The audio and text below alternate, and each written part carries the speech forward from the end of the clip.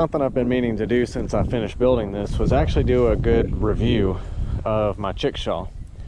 And this Chickshaw is 100% a design from Justin Rhodes. I took his design plans, made some alterations based on what I thought would work for me and for this property. And I'm going to talk today about, the process from when I built it, my feelings about it as we've been using it for a little over 2 months now, and things that I would do either the same or different if I were to rebuild this again. One thing I wanted to quickly cover for anybody that might not be aware, the Chickshaw is just a mobile chicken coop. The purpose is literally that, so that you can have a mobile chicken run, get the chickens moving around the property. And there are different reasons why you might want to do that, but that's all that the Chickshaw actually is.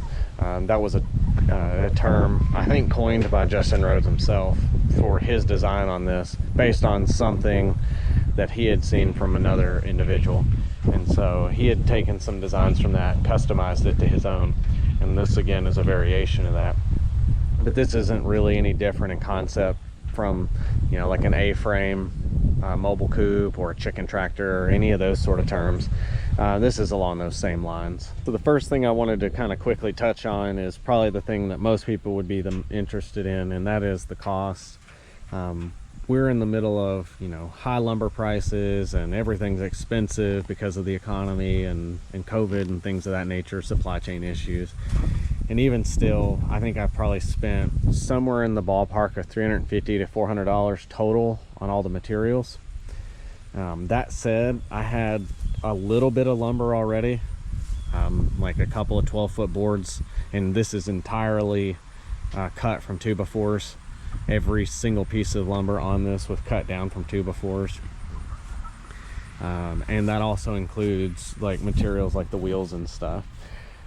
The other thing that I already had was the metal that I've used for the sides and for the roof. And so everything else I had to purchase. 99% of the lumber I had to purchase. All the screws and stuff I still had to purchase. The hardware cloth. All the stuff like that. The pieces here for the front, the hinges, the clasp, all of that stuff I still had to buy. I spent a lot of time just watching for deals on Amazon, finding stuff for sale at the local hardware store and the big box stores. Just, there's some different options there. First and foremost, in terms of actually reviewing the design and stuff, I've been very happy with it so far. It's been mostly in one kind of large area as I've been trying to prep for a garden. And so I've kept the chickens in this area for a couple of weeks now, and I've just moved the chicken coop around it because half of their manure occurs at night, and so you want to move them around. Even if you're keeping them in a somewhat static area, you want to move them around at least every couple of days so that you don't overdo one spot. And you can tell the areas where they've been overnight, and it's these areas with the lower grass. And so I've got them moved down into the corner, and I'll move them up this side, here over the next couple of weeks. And the reason for that is I'm trying to get them to fertilize what will be my future garden. And so I'm kind of concentrating it a little heavy now, so that it'll burn off the grass, it'll help fertilize it, and it'll give it a couple of months to break down over the winter, which goes into the wood chips and stuff. But that's a different story. As far as this goes, the movement, the manageability of it's been great. When I first brought it out here, something I did that's a little different than the original is I put the tongue on it so that I could tow it with the four-wheeler. That way I didn't have to carry it anywhere else on the property I might decide to move it to, which I will eventually. I don't want to have to hand cart it all the way across, back and forth on 7 acres. Very easily doable. But some of those hills will get a little rough, and I just wanted to have the flexibility of moving it by four-wheeler, not just by hand. The other thing that's been pretty nice about this is these guys have pretty quickly gotten used to it, and they put themselves up at night. All I've got to do is come out here and shut the door. The other thing that's been great is that we do have a hawk that is around, and I don't have a livestock guard dog, and this is low to the ground and provides easy cover for them. And I haven't had any issues with any sort of predators at this point. And it's just this and the chicken nets, the electric poultry nets here. And you know, I've seen the hawk fly by, but he doesn't seem to have any interest, which is either luck or in part, you know, this is low to the ground and helps provide some cover from aerial predators while still being mobile, which is fantastic. And I want to make sure that, again, I give credit to Justin Rhodes. He has plans available if you want to build exactly the version he's got. He's made some updates to it since, and I think he's working on a book to publish those designs. But you can get the free designs of his original Chickshaw if you want to follow trying to build it. So one of the most immediate things that's different about mine than is from his is that his plans call for, I think, like a PVC kind of corrugated roof and sides, which is quite a bit lighter than the steel that is on mine. That is good for, you know, moving it and the mobility and stuff. It's nice that mine's a little bit heavier because I am in a windier area, and so having a little extra weight is good, but is also a little bit more noticeable when you're carrying it. Not significant, because the whole purpose of this design is to have a lot of the weight over the wheels, and so that makes it easy to pivot and roll. And so just like a trailer, it's, you know, it's not too bad as long as it's built correctly and built, you know, in a way that makes it easy on the weight. But just something to note, I had free material. That's main reason why I went with the steel. But just something to note, I don't regret using the steel. The challenge with it is getting the cuts and stuff. I don't have necessarily the right tools for it, so I use an angle grinder to cut my lines, and as you can see, they're not perfect. There's some areas where it's, you know, kind of crooked, and you know, some of that was just because this was reused from an old A-frame chicken tractor that was on the property when I bought it, and some of that's just because I was using a grinder and a chalk line, and you know, I wasn't exactly the most perfect with that. One other thing to note, I did not want to have to special order the wheels, and the wheels on the original plans are, I think, like 6 inches bigger than these. I think these are 20s, and it originally calls for 26s, I believe. And so these wheels are quite a bit smaller, which means this thing sits lower to the ground. They also have, I think, a lower weight capacity on them, which for something this size isn't necessarily an ordeal. And so one of the things that I did is I actually put a 2x4 underneath to help give a little more gap, which is not part of the original plans. And I actually moved the wheels back off center towards the rear just a little bit more. They're about 8 inches further back than what the original plans call for. The original plans have this perfectly centered, which makes the weight balance extremely good. Makes it really easy for even kind of children and, you know, maybe older people that aren't as strong to be able to move this. I moved it back, and I added the extra 2x4 to give another 1.5 inches of height, because when you pick it up, that back tilts towards the ground, and you want to make sure that it doesn't drag. And so with us living on hills, I wanted to make sure that I didn't create an issue where I can't bring it up and down the hills, especially down the hills when it's on the four-wheeler. The good news is it sits mostly level while it's actually connected. It's more tilted whenever I'm standing up carrying it, and so I'm not necessarily at risk of tearing it up that way, but just something to note if you're building it. One other thing to note based on the cost and why mine was a lot cheaper than what, you know, the plans may originally call for, I ended up using untreated pine. And I did that because cedar is very expensive, especially right now, and B, I actually had a really hard time even finding the cedar I needed to do it, and I didn't really want to wait for a few months to be able to get it because the local mill just didn't have it, and the big box stores didn't have it. There's one Lowe's that had it, but that stuff looked like it was twisted like a bow tie, so I just decided to go with, you know, some commodity stuff. That way, if it you know, if I have to rebuild it at some point, the expense isn't great. And if I decide I want to change the design, again, it's not a crazy high expense. That said, with using the untreated pine, I did end up spending some money on paint, and I bought a non-toxic outdoor paint, and that's where all the paint on the outsides here are. So if you get an actual cedar one, there's no need to actually paint it. You know, natural rot resistance, which is great. The pine, however, does not have that, and these are mostly pine 2x4 studs, which is just, they're not treated, they're not intended for outdoor use, so I painted them. I did not, however, paint the roofs because I didn't want them standing on painted roofs all the time. It may or may not make a difference, but it's just a couple of 2x4s that have been ripped in half. So for me to take those out and install new ones would be next to nothing, which is why I didn't paint them. And I can go in there and use the pressure washer, the hose, and spray those off, and no big deal. Something to note when using like pine 2x4s or what is it, white pine, when you're cutting that stuff down, that stuff tends to be knottier and not as high quality wood, and so you'll get more twisting and stuff on that when you get ready to build with that. So just keep that in mind. I did have some splitting and stuff that I probably wouldn't have had if I was using a better wood, so just be prepared for that. You'll want to be a little more diligent about drilling pilot holes for stuff. Be ready for things to not quite fit perfect, because the boards will warp and twist a little on you.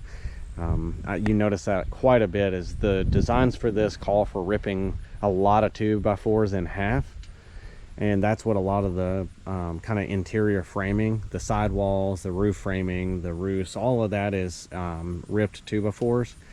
And with the pine studs, you're going to get a lot of twisting and stuff with that. It's kind of inevitable, so just be prepared for that. I encouraged some of the wood in place because it's not necessarily structural, and this isn't going to carry a significant amount of weight, so not something that you necessarily have to stress too much about, but definitely be prepared for that if you're not used to working with that type of wood. The biggest difference, I think, with mine that I've been the most happy with is actually the front handles and such.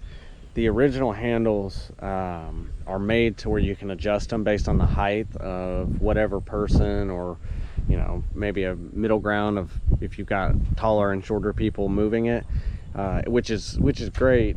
The drawback of that is that this I think is a little more sturdy, but the other is easier to replace, and you don't have to bend over as much with that design, and I think that was intentional. The main thing that I did different is I brought the interior framing at the bottom of the box all the way through. And so this 2x4 here on either side runs all the way front to rear, similar to like a trailer would. And I did that because I knew on the front end I wanted something solid all the way through. And I also knew that I was wanting to have it towable, which meant I was going to have to find some way to fabricate a tongue for it. And so I wanted something nice and rigid and not something kind of bolted on after the fact. And this has worked great so far. I've had it behind the four-wheeler twice. I've moved it around by hand multiple times. It's nice and rigid. And so that is one of the things that I changed from the original designs that I've been very, very happy with. I've got, pieces here to help make this more rigid on both sides. And then for the tongue here, I spent a lot of time kind of debating on this, and I don't know that this is the most structurally sound tongue that you'll ever see. I am by no means an expert in construction in general. I would say I'm just enough to be dangerous. But what this has done is, instead of in the original plans drilling holes through the 2x4 and running your post through it for the handles, what this has allowed for me to do is actually, these are bicycle hooks, and those bicycle hooks are actually screwed into this extra framing that I use to reinforce the tongue, which has done two things. One, it's made this solid, so I don't have to worry about it rotting out. And when you drill a large hole through the middle of a 2x4, you're lessening its strength, and that's in the case with any wood technically. The more holes you drill in it, the less strength it has. In small holes, it's, you know, basically benign, but with this being out here near the end, I think that's one of the drawbacks of the original plan. And in fact, I think that's something that has even been changed in his designs now. And for reference, I think his designs were from like 6 years ago. So he's had a lot of time to refine that. And this is one of the things that I've done that's pretty unique, that I'm actually very happy with. These bicycle hooks are rubberized, and so that helps prevent this post from like sliding as you're carrying it. And so even if you're going up uneven terrain, this has been great, because that top rail for that fence post there, it actually stays right where you have it, even as you're turning and up and down. So that's been pretty great. It's also very easily removable if you want to use this as a prop for the roof, which I'll touch on a little bit later. As for this tongue, I went through a lot of debating on how to do this, and I'll go ahead and point out on the forefront, if you're going to be towing it often with like a side-by-side or a four-wheeler, you probably want to do something that's a little bit stronger than this. My guess on this is that eventually where these two bolts go through that 2x4, that'll probably eventually split. And if you ever hit any real heavy bumps with it, that's going to definitely split. But you should be going pretty slow with this, and that's why I decided to just kind of go with this. If I had the materials on hand at the time, I might have reinforced this 2x4 with, you know, say 1/4 inch or, you know, 1/8 inch, you know, steel plate, just to kind of give it a little more strength so that wood's less likely to split. But you know, if it does, it's a couple screws. I can take that board out and I can put a new one in. So the benefit of using kind of cheap lumber is, if you have to kind of redo some of it, the cost is extremely minimal. And if that breaks, I still have the ability to move it by hand back here, which is good. As far as the design of this tongue though, what I did is kind of mirrored, you know, typical trailer. And so initially I just needed something that could fit this, and what this is here is just two 2x4s. They're teed together. I've got screws through the bottom into this board all the way down through there. There's probably about 6 or 8 of them, and then from here I've got these flat plates top and bottom to connect these angle braces to this flat piece. And then I've got screws in here on both sides just as a little extra. Where it meets here, I've got screws in the bottom of this board up into that, and the same on the ends out here. I've also got a couple of extra screws on the end going into this board from my lower piece, and then I added L brackets on both sides here, just to give it a little bit of extra rigidity. That way, as it's bouncing and stuff, I'm not likely to pull screws out of the wood. And then last thing, which is probably the worst part of this design, is I needed some sort of legs. So the original design has kind of static legs, which is great. And I considered putting what I call static legs, just, you know, maybe 2x4s coming down and maybe a bracket to kind of brace it. But it sits so low to the ground, my concern was with towing it with a vehicle that I would end up breaking those legs off. And I didn't want that to happen. And so what I actually decided to do here is I built a hinged bracket, a hinged leg, and it's just a hinge and a piece of 2x4, and then I've got, you know, a clasp here for whenever I need to fold it up. And so just to kind of give you an idea, and forgive the quality of this, it may not be the best, you can actually easily pick this up, fold it up, and this clasp hooks back here. That's probably the weakest link on this, in my opinion. I feel like that's, you know, likely to break off sooner than anything else. But again, it's a piece of scrap 2x4 and a hinge.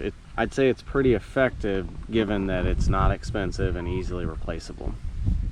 One slight design change that I made that I've not been necessarily a fan of is the door. And that wasn't a design change because I thought it would be better. It was just frankly because I had the materials. And that is this door. I didn't have 1/2 inch plywood, which is what I think the plans call for, and so I used 1/4 inch, and I didn't really think it'd be an issue. Maybe it saves a little on weight, yada yada. The drawback is actually that this door warps quite a bit throughout the change in the weather, and so what that has actually done is allowed the now the little steps here to pull loose, because you can't run real deep screws into 1/4 inch plywood. They'll stick out the other side, and I didn't want screws sticking all the way out the other side. And so you could maybe countersink these screws and get them a little deeper than I've got them without going all the way through, but the warping of that door has allowed those screws to pull loose, and not the end of the world. It's not really creating a problem per se, but it's kind of annoying. And the other piece that has created is the latches, so the door, and I'll kind of demonstrate here. This door, when you fold it up, it's made to latch, and that latch is fine now, but this one, because things have warped, is a lot more difficult to get latched. And right now it's warm. When it gets cold, that thing's nearly impossible to get latched on that right hand side. So again, not a huge ordeal, but just something to note. It was kind of annoying. And I also had to add extra wood at the bottom to reinforce the hinges because I wanted to put longer screws in it. So I don't know, it looks kind of quirky. Not an ordeal. Like, this thing isn't the most cosmetically beautiful thing on the property. One last thing that I kind of forgot to mention that is different about this than maybe some others is the way that I designed the axles. I think the axles are kind of a challenging part to make on any of these. And so what I actually did is, instead of using a threaded rod, I actually used a solid steel rod, and I used these couplers. I don't know if that's the right term, but I use these with the set screw in it to actually keep the wheel stationary. And of course these wheels have bearings in them, so you don't necessarily need it to be able to move a whole lot. And then I used pipe conduit, and I don't know if I'll be able to get a good view of that. Let's see. That's better. I used pipe conduit to actually fasten it to the bottom. And so on the end there, that is the bracket for a wheelbarrow that I used for the end. And then I used a couple of pipe conduits across the middle to keep it pulled up tight. And so far that's held fine. We'll see if that stands true long term, but for the time being, that's been great. And that's really the big difference between my design and the original. And this solid board under here, in addition to adding height, also gives me more surface to attach a couple more of those conduits to, if I want to maybe reinforce it a little bit more. The last little piece I want to touch on, there's no variation of this from the original, is the nesting boxes, which are not in use at this time. My birds are not old enough to be laying eggs yet. They're still probably 2 to 3 months from that point. They're fine. A lot of people use the milk cartons for nesting boxes. I cut out one side so that they can get in, but right now I've got them blocked off because I don't want them getting in there and trying to roost and poop and stuff like that. So no complaints there. That's not an original idea. Not necessarily worried too much about that. To summarize the whole thing, I've been extremely pleased with the design. It took me just a couple of weekends, in my spare time and a few evenings to build this. It took me more time to source the materials than it did to build, which was 100% on me. But this has been great. Between the hardware cloth and everything else, everything went on easy. The birds are real happy with it. They've got a nice cool place to roost at night and during the day when it's hot. It's mobile. The roof is hinged so you can flip it up and clean in there if you need to. That way you ain't got to go through the door every time. It's lightweight. It's easily mobile. It's easy to clean. In other words, like, there's almost no cleaning that has to be done other than occasionally rinsing off the roofs maybe. you've got a place to hang your food and water. Mine's underneath because it's supposed to rain later today and I don't want the food getting soaked. But I really think this is a very worthwhile design. I think that if you were to go buy all the materials 100% now, you're probably looking at, you know, $700, $800 maybe, give or take. It really just depends on what you can find and the price that you find it at, which is kind of an obvious statement, but it wasn't hard to build. I don't consider myself a super, you know, talented construction person. This is, the directions are easy to follow if you go find his original plans. The tongue was maybe a little bit more in depth, and I did get some advice from somebody that actually knows what they're doing, is to make sure that what I was trying to do made sense. But again, this is a great design. Very happy with it. I plan to use this for years, and worst case, I may end up actually building more if I get more birds, so we'll see. If you have any thoughts, any improvements that I can make, any questions, I'd be happy to try and answer. And I'll, you know, share my experience with this again going forward in the future, as I've used it for maybe a year plus. But I don't anticipate having a whole lot of complaints. This has been a nice addition to the farm.